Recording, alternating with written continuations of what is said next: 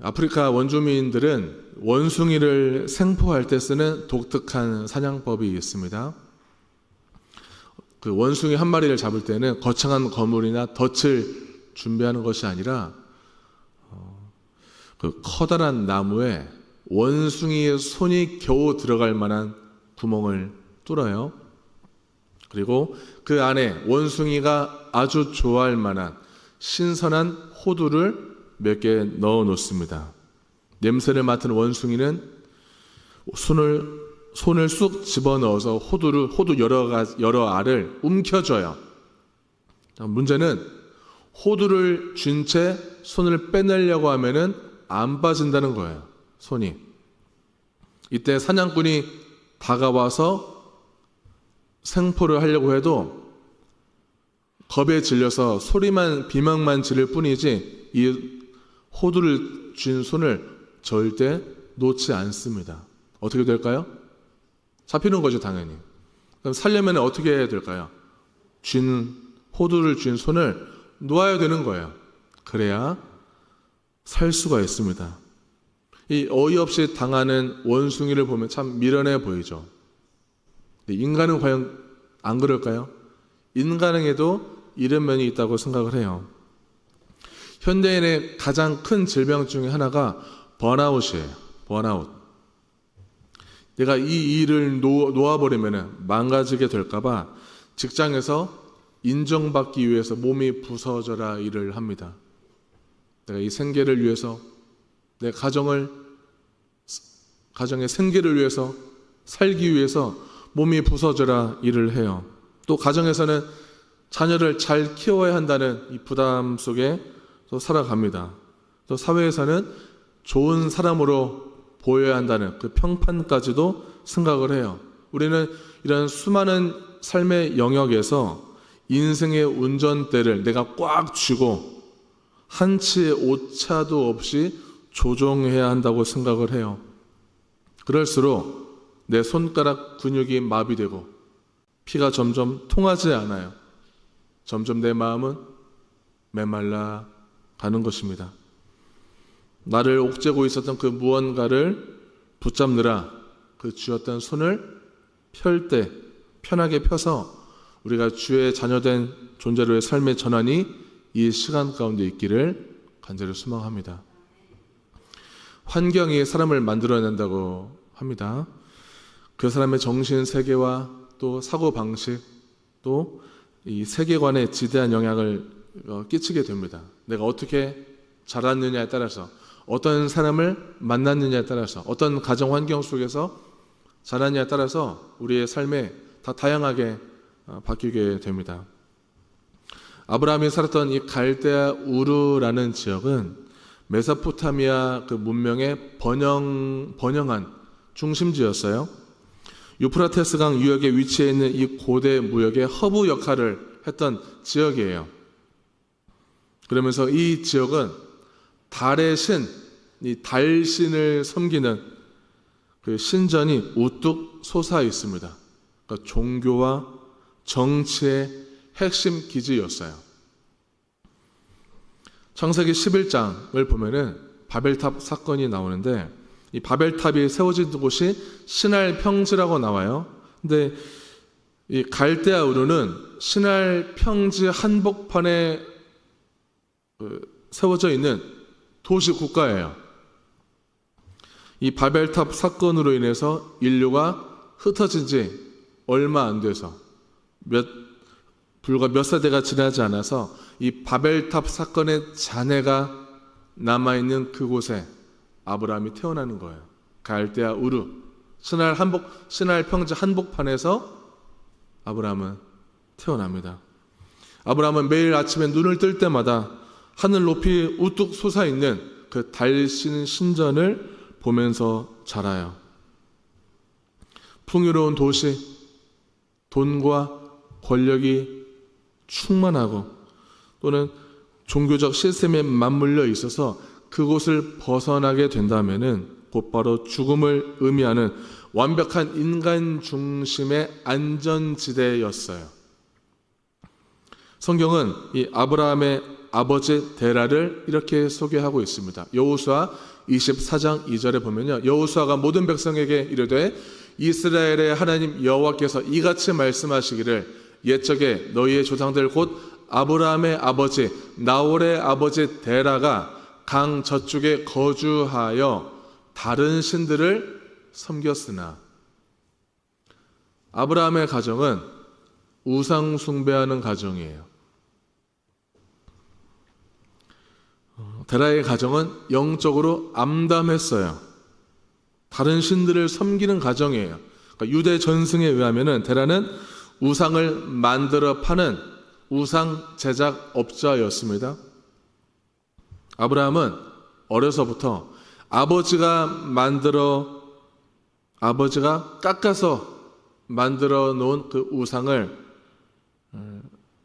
파는 것들을 다 지켜보면서 자랐어요. 이 가짜 신들을 계속 보면서 자랐습니다. 이걸 팔아야만이 우리 가정이 생계를 유지한다는 것을 계속 보면서 자란 거예요. 아브라함에게 여호와 하나님에 대한 지식 없었습니다. 그럼 왜 하나님은 이런 가정에서 자란 아브라함을 왜 부르셨을까? 아브라함은 우상 숭배자의 아들이에요. 어떤 일말의 가능성이 보여서, 어떤 믿음의 싹이 보여서 부른 것이 아니었어요. 바벨탑을 쌓아서 자기 이름을 드러냈던 그 인간의 죄악으로 인해서 그 흩어짐의 심판이 있었다고 했어요. 근데 그 중에서 그 이후 세대에서 완전히 무능력하고 소망 없어 보이는 한 사람을 택하셔서 새로운 인류의 시작을 선언하신 것입니다. 아무것도 없는 무의 상태에서 온 우주를 만드셨던 것처럼 창조적 선택, 그 전적인 은혜로 아브라함을 선택하셔서 부르셨습니다. 그러면서 아브라함을 어떤 사람으로? 믿음의 사람으로 빚어가신 거예요. 우리 중에서, 저와 성도님들 중에서 완벽하게 준비되어서 부름받으신 분이 계신가요? 성경 인물 중에서 완전히 준비되어서 하나님께 선택받고 사용된 사람이 얼마나 있나요? 대개는 자격이 없는 사람들을 택하셔서 주님을 사용하셨어요. 예수님의 제자만 봐도 그랬습니다. 완벽한 제자는 없었어요. 다 망가진 제자들, 믿음이 없는 사람들, 정말 소망 없어 보이는 사람들을 택하셔서 제자로 삼아 주셨습니다. 우리가 처음 주님을 인격적으로 만났을 때, 그 인격적으로 만났을 때 고백하는 크리스찬들의 고백을 한번 보세요. 아, 정말 살아계셨군요, 주님이. 살아계신 주님께서 어떻게 저 같은 죄인을 사랑해 주십니까? 이건 말도 안 되는 일이에요. 주님 너무나 감사해요. 우리는 대개는 주님을 처음 만났을 때 회심의 눈물을 흘리면서 이렇게 고백해요. 전적인 주님의 은혜였어요. 저를 여기까지 인도하신 것도 주님의 은혜였습니다. 내가 그동안 이렇게 힘들게 어렵게 살아왔을지라도 그것마저도 은혜였네요, 하나님. 전적인 은혜라는 것을 고백하는 거예요. 자격이 있어서 부르신 게 아닌 거예요. 그 자격 없는 아브라함을 그럼 어떻게 부르셨는지 같이 보도록 하겠습니다. 오늘 읽은 1절 말씀 같이 보겠습니다. 여호와께서 아브라함에게 이르시되 너는 너의 고향과 친척과 아버지의 집을 떠나 내가 내게 보여줄 땅으로 가라. 아멘. 자, 이 1절 말씀을 히브리어 원문을 보니까요, 레카라는 말이 나와요. 자, 레크는 가라라는 말입니다. 레카는 너를 위하여라는 말이에요. 너를 위하여라는 말은 이 본문 우리말 성경에, 번역된 성경에는 나오지 않아요. 이거를 좀 더 깊이 들어가 보면은 너 자신에게로 가라는 말입니다. 너 자신에게로 가라. 또는 너 자신의 참된 모습을 향해서 가라는 의미가 있어요. 지역을 지금 이동하라고 했는데, 지역을 이동하라는 말은 그동안 눈에 보이는 세상 문화가 전부인 줄 알고, 눈에 보이고 내가 살아왔던 이 환경, 이 방식들이 전부라고 생각하고 살아왔고, 타인과 세상에 의해서 내 존재가 또는 우리 가정이 규정되는 것 같은 그런 거짓된 세계관을 가지고 살아왔는데, 이 말은 거짓 자아로 살아온 거예요. 이제는 하나님의 부르심은 진짜 자아로 나를 부르신 것이에요. 부르신 거예요. 참된 나로 살 수 있도록 부르신 거예요. 우상 숭배의 가정에서, 거짓된 세상 가치에 빠져있는 가정에서 거짓 자아로 살 수밖에 없었는데, 이제는 진짜 자아로 살 수 있도록 하나님이 건져주시고 불러주신 거예요. 자, 많은 사람들이 나를 소개할 때, 자신을 인식할 때 직업으로 정의를 해요. 저는 목사입니다. 저는 사장입니다. 사업가입니다. 또는 나를 소개할 때, 나를 인식할 때 사회적 지위로 정의해요. 그리고 내가 그동안 축적해 놓은 재산으로 나를 정의해요. 난 이만큼 가졌어. 이게 나야. 또는 내 업적과 성과로 나를 정의해요. 우리가 나이가 들면 들수록, 세월이 가면 갈수록 나 과거에 왕년에 이만큼 했어. 이걸 끊임없이 반복해서 말해요. 내 성과를, 내 업적을 계속 얘기하고 싶어져요. 왜 그럴까요? 나 이만큼 잘 살아왔다는 것을 계속 어필하기 위해서예요. 누구도 날 알아주지 않으니까 나는 과거에 이러이러한 열심을 다해 땀 흘리면서 이런 성과를 냈다고 누구나 이렇게 얘기하고 싶어집니다. 하나님께서는 세상의 평가로 정의하는 나를, 사회적 지위로 정의하는 나를, 이제는 그것들보다 하나님은 먼저 너 자신에게로 떠나라고 말씀하세요. 고향으로부터, 친척으로부터, 아버지의 집으로부터, 이것은 다르게 얘기하면 과거의 뿌리들로부터 떠나라. 나의 사회적 관계망들로부터, 그리고 내 미래의 상속들, 내 미래에 나를 안전하게 지켜줄 내 안전을 보장해주는 것들로부터 떠나라는 것입니다. 이 떠남은 그동안 평생 나를 증명해준, 그리고 나를 방어해주는 인간적 울타리로부터의 탈출을 의미하는 거예요. 나를 그동안 지탱해준 세상의 모든 가치관들, 세상의 주류 가치관들, 내가 익숙하게 살아온 내 생활 방식들, 내 재산들, 아버지의 가르침들, 아버지 데라의 가르침들, 그 권위적인 아버지의 가르침, 내 어머니의 그 가르침, 그 모든 것들로부터, 그 매트릭스로부터, 가짜 현실로부터 이제는 탈출하기를 원하시는 것입니다. 하나님이 창조하신 진정한 내가 되어보는 것이 이미 떠난 사람처럼 살아가는 첫걸음이 될 수가 있는 거예요. 우리 오늘 읽었던 2절과 3절 같이 보겠습니다. 내가 너로 큰 민족을 이루고 내게 복을 주어 내 이름을 창대하게 하리니 너는 복이 될지라. 너를 축복하는 자에게는 내가 복을 내리고 너를 저주하는 자에게는 내가 저주하리니 땅의 모든 족속이 너로 말미암아 복을 얻을 것이라 하신지라. 아멘. 하나님께서 약속의 말씀을 해주셨는데, 아브라함이 나중에 성인이 돼서 가정을 꾸려보니까 아내 사레가 임신을 못하는 상태예요. 불임이에요. 이 당시 불임은 되게 굉장히 우울한 가정이 될 수밖에 없는 사회적 구조였어요. 그런데 내가 자녀를 줄 것이고 민족을 줄 것이다 라고 약속하십니다. 바벨탑 사건은요, 자기 이름을 드러내놓고 자기 이름을 창대하게 하다가 저주를 받은 사건이었어요. 그런데 반면에 세상 방식을 떠난 자에게는 내가 친히 하나님께서 직접 그 이름을 높여주시겠다고 약속하시는 거예요. 특히 너는 복이 될지라, 너 자체가 복이다 라고 말씀하셨습니다. 이거는 존재 변화를 얘기하는 거예요. 우리가 알고 있는 그 수많은 세상 복을 막 듬뿍 받는 것뿐만이 아니라 존재 변화예요. 아브라함이 그동안 살았던 가치관과 사고방식에서 완전히 다른 존재로의 변화로 하나님께서 이끄시는 것입니다. 내가 살아온 환경이 나를 만드는 것이 아니라 창조주께서 나를 만들어 가시는 거예요. 그래서 우리는 하느님 오늘도 복 좀 주세요. 제발 좀 주세요. 이렇게 하지 않아도 하나님께서 직접 내가 복을 주겠다 약속하신 거예요. 우리에게 매일 끊임없이 주님은 한결같이 복을 주시는 분이십니다.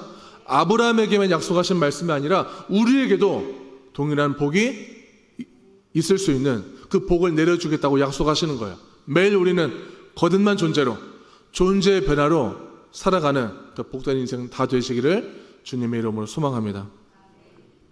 너를 축복하는 자에게는 복을 내리고 너를 저주하는 자에게는 내가 저주하겠다. 이것은 아브라함의 안전 보장은 세상 문화, 물질, 권력, 어떤 군대 이런 힘이 아니라 하나님 자신이 되어주겠다는 강력한 주권적 선포, 주권적 보호하심을 선언하신 것입니다. 내가 너를 지켜주겠다. 처음에 하나님께서 아브라함에게 땅을 어떤 땅으로 가라고 했잖아요. 가나안 땅인데 가나안 땅으로 가라라고 말씀하지 않았어요. 뭐라고 하셨죠? 처음에 내가 너에게 보여줄 땅으로 가라. 땅 이름, 지명 이름이 없었어요. 처음에. 만약에 처음부터 가나안 땅이라고 했었다면은 가나안 땅을 믿었을 거예요. 그 지명, 그 목적지를 믿었을 거예요. 그런데 가나안 땅 이름을 말하지 않았기 때문에, 일부러 그 목적지를 숨겼기 때문에 가나안 땅을 믿은 것이 아니라 지도를 믿고 그 눈에 보이는 땅을 믿은 것이 아니라 눈에 보이지 않는 하나님의 말씀을 의지하고 믿게 되는 거예요. 아브라함 입장에서는 처음에는 미지의 땅이죠. 도대체 어디를 가라는 거예요 도대체? 언제까지 가라는 거야? 아무 계획도 없어요. 조건만 있고 약속만 있는 거예요. 그 땅으로 가라. 네가 복이다. 내가 널 지켜주겠다. 이 말씀만 해주셨어요. 어쩌면 이러한 아브라함의 부르심이 오늘날 지금 살아가는 너무나 힘겹게 신앙생활을 해가는 우리와 똑같은 비슷한 환경이지 않을까 싶어요. 우리가 어떤가 보장된 채로 안전하게 살아가네. 우리는 끊임없이 믿음이 흔들려요. 저게 정말 진짜인가 가짜인가 뭐가 거짓인지 헷갈려요.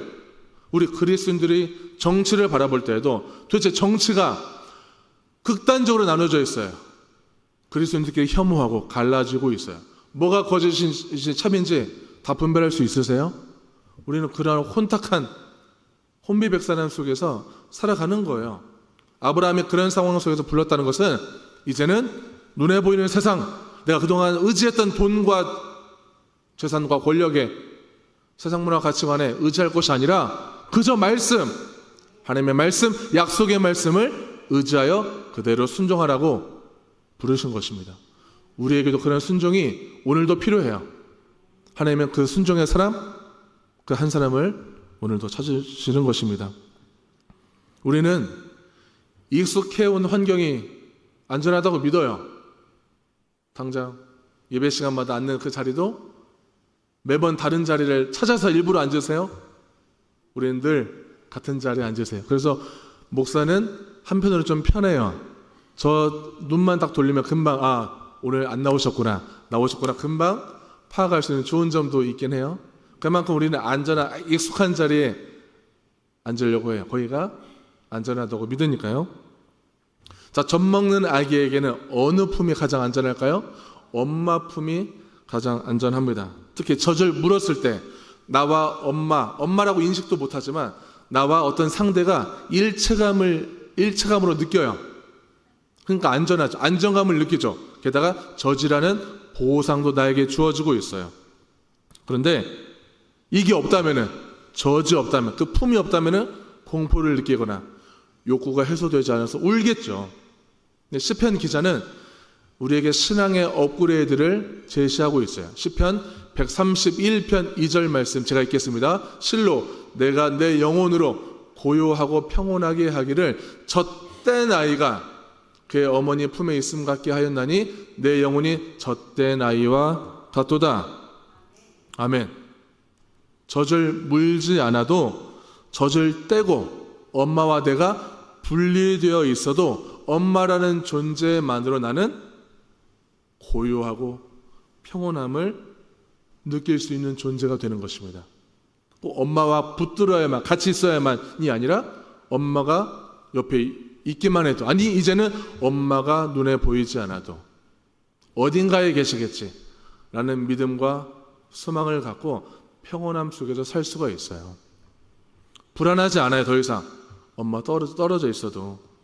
하나님이 아브라함을 부르실 때, 또는 저와 성도님들을 부르실 때는 이유가 있어요. 더 이상 내 뜻대로 하려고 하는, 내 뜻대로 살려고 하는, 내 모든 욕구와 모든 욕망을 다 해소하려고 하는 그 젖먹는 차원을 넘어서서 이제는 하나님 한 분만으로 만족하는 젖된 아이의 상태로 들어가는 것입니다. 하나님은 손에 잡히지 않아요.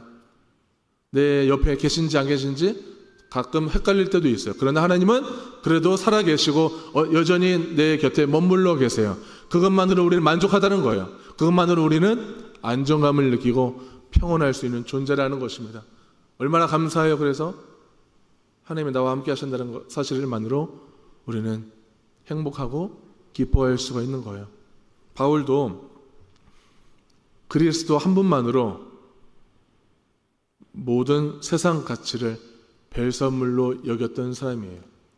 빌립보서 3장 8절에 보면요, 또한 모든 것을 해로 여김은 내 주 그리스도 예수를 아는 지식이 가장 고상하기 때문이라. 내가 그를 위하여 모든 것을 잃어버리고 배설물로 여김은 그리스도를 얻고. 아멘. 바울이 애써 금욕하는 금욕주의자 같은 사람이 아니었어요. 그리스도의 가치를 얻어서 세상을 쥐고 있었던 그 손을 자연스럽게 편 것입니다. 예수를 아니까 더 이상 내가 꽉 쥐고 있었던 세상 문화, 가치, 물질, 재산, 모든 관계마저도 내가 이제 꽉 쥐고 살지 않아도 내가 안전하다는 것을 안 거예요.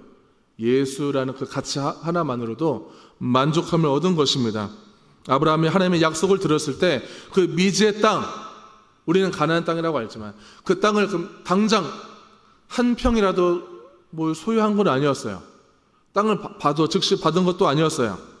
그러나 이미 그 땅을 얻은 사람처럼 당당하게 그 갈대아 우르 지역을 나와서 하란 지역을 당당하게 걸어 나올 수가 있는 거였어요. 그 땅을 향해서 걸어 나올 수가 있었어요. 진짜 자아는 내가 이미 내 안에 채워졌음을 알아서 영적으로 부유하게 살아가는 삶입니다. 세상의 평판과 집착으로부터 유유히 걸어 나오는 그리스도인들 다 되시기를 소망합니다. 20대, 30대 청년들이 뭔가를 결정하는 걸 되게 어려워해요. 이거를 자기들끼리 뭐라고 하냐면은 겨우 이 결정장애, 이 선택장애, 장애라는 이름을 붙여서 결정하는 걸 어려워한다고 서로를 인식하고 놀리기도 합니다. 부모가 어렸을 때부터 다 알아서 정해준 대로 살았기 때문이라는 연구 결과가 있어요. 그러니까 부모로부터 정신적으로 독립하지 못하고 가정에서나 사회에서 계속 인정받고 싶어하는 마음이 가득 있는 거예요. 그러니까 타인의 시선과 평판으로부터 예민하게 반응해요.